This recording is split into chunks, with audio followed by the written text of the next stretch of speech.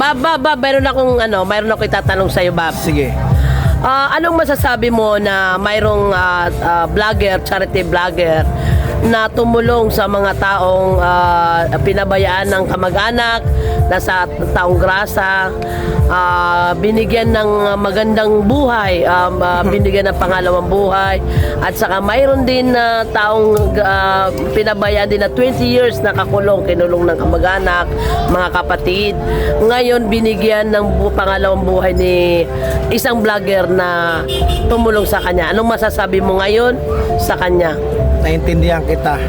Kung hindi ako nagkakamali, si Daddy Frankie ang tinutukoy mo. Di ba? Yes. Yes. Eh, nagtanong ka pa. Alam mo naman ang sistema sa Pilipinas. Bulok ang sistema sa Pilipinas. Tingnan mo yung nangyari sa Cebu. Nung nasalanta sila ng bagyo, ulan ng baha, sino ang tumulong sa kanila? Yung mga malalaking vloggers na kumikita.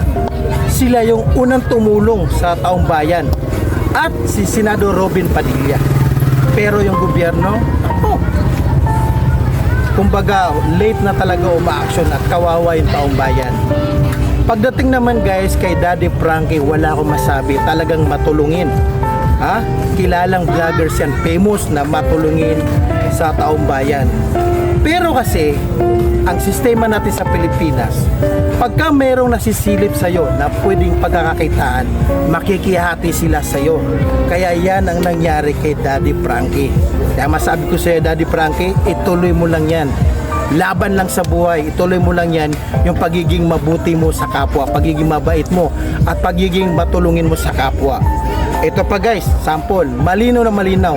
Tingnan mo ang mga vendor sa Pilipinas. Ano ginagawa? Pinagbabawalan maghanap buhay. Hinuhuli. Pero yung mga magnanakaw sa kaban ng bayan ay malaya.